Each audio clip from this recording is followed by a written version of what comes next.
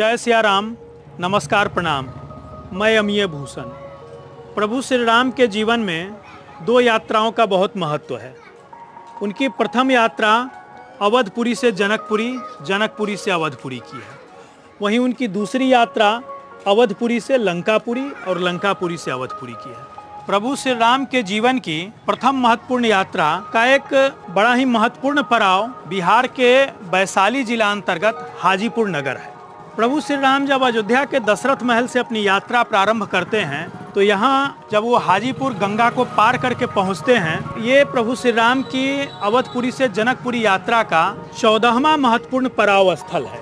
इस यात्रा में हमारे साथ डॉक्टर राम अवतार शर्मा जी भी हैं। जैसे डॉक्टर राम अवतार शर्मा जी वो व्यक्तित्व हैं जिन्होंने प्रभु श्री राम के जीवन से जुड़े दोनों महत्वपूर्ण यात्राओं के सारे पवित्र तीर्थ स्थानों पर जाकर के उससे संबंधित शोध कार्य को पूरा किया है। इस पर इनका संकलन भी आया है, जहां जहां चरण पड़े रघुवर के नाम से। इस समय डॉक्टर राम अवतार जी भारत सरकार के पर्यटन मंत्रालय अंतर्गत रामायण सर्किट के चेयरमैन हैं।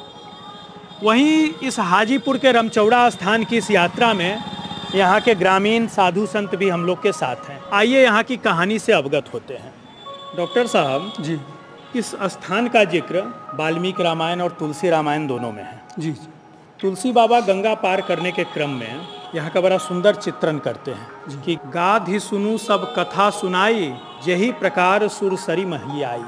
अर्थात कि तुलसी बाबा यहाँ मानस की पंक्तियों के माध्यम से कह रहे हैं कि विश्वामित्र जी वो सब कथा सुना रहे हैं प्रभु श्री राम और लक्ष्मण को जी कि सुरसरी स्वर्ग से आई गंगा जो जीवों के कल्याणार्थ आई है, वो कैसे आई है पतित पावनी गंगा। आपके शोध के अनुसार इस जगह की क्या महत्ता है, इस बिहार के वैशाली जिले के इस रामचौड़ा स्थान की? ऐसा है, भगवान राम लक्ष्मण जी विश्वामित्र जी ऋषियों के साथ जब आ रहे थे तो यहाँ से उन्होंने गंगा जी पार की है। ये कथा है, सारे समाज में मान्यता है कि यहाँ भगवान राम ने अपने बाल बनवाए थे। जैसे यहाँ माथा छिलवाना कहते हैं जी, बाल बनवाए थे।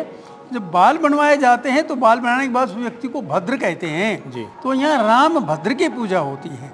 यहाँ भगवान राम ने एक रात्रि विश्राम किया, उसके बाद यहाँ से फिर वो वैशाली विशाला नगरी के जो राजा थे उनके यहाँ फिर वो प्रस्थान कर गए। बाबा जी, प्रभु श्री राम अनुज लक्ष्मण ऋषि विश्वामित्र के साथ यहाँ आए। वाल्मीकि रामायण की कथा के अनुसार सैकड़ों ऋषि भी साथ में आए थे यहाँ चल करके। तो इस स्थान पर क्या प्रभु श्री राम ने अपना मुंडन करवाया था? हाँ, यहाँ प्रभु राम का मुंडन हुआ था। अच्छा। यहीं पर उनका गुरु सिद्धि हुआ था जी। एक चीज़ और कि यहाँ आज भी बहुत दूर दूर से लोग बच्चों का मुंडन कराने आते हैं गंगा के तट। तो क्या ये इसका कहीं ना कहीं प्रभु श्री राम के उस मुंडन से कहीं ना कहीं ये जुड़ता है क्या, कि उन स्मृतियों में लोग आज भी मुंडन करा रहे हैं बच्चों का? जुड़ा हुआ है त्रेता युग से, तब जाके आज भी लोग मुंडन करवा रहे हैं, मुंडन जिसको मानता है जी। ये त्रेता युग से है। ठीक, धन्यवाद बाबा जी। जैसा कि अभी डॉक्टर राम अवतार जी भी बता रहे थे कि इस जगह का नाम रामचौड़ा है, तो क्यों ये रामचौड़ा है? ये राम जी का जब से मुंडन यहाँ हुआ उस समय से इस गाँव का नाम ही रामभद्र रखा गया। रामभद्र। अच्छा, मूल नाम रामभद्र है। अच्छा, और ऐसे लोग कहते हैं कि रामभद्र। बहुत सुंदर। तो चूंकि प्रभु श्री राम यहाँ भद्र हुए, भद्र बोलते हैं सनातन परंपराओं में सर के बाल का मुंडन कराने को भद्र बोलते हैं, इसलिए इसका पुरातन नाम रामभद्र उस त्रेता काल से चला आया है। क्या डॉक्टर साहब ये मानना चाहिए कि समय की यात्रा में जी ये स्थान जो है एक उपवन भी था जी, और आंचलिक जो इधर की बोली है बज्जिका, भोजपुरी, मैथिली, इसमें क्या है कि चौड़ा उसको बोलते हैं जो सुंदर सुरम्य उपवन हो, वाटिका हो जी, फुलवारी हो। तो क्या ये उस समय कोई उपवन वाटिका फुलवारी रही होगी जहाँ प्रभु श्री राम ने कुछ समय विश्राम किया? देखिए, वो तो कोई रम्य स्थान देखकर ही विश्राम करते थे जी। किसी जंगल पहाड़ में ऐसे में तो नहीं जहाँ भयंकर था वहाँ। तो ये स्थान पहले से ही सुंदर था, रम्य था, लेकिन राम जी की स्मृति में यहाँ और विशाल फिर उपवन का निर्माण, उपवन वाटिका का निर्माण किया गया जी। तो पुराना नाम इसका मतलब इसके जो दो नाम हैं दोनों प्रभु श्री राम से जुड़े इस स्थल के नाम।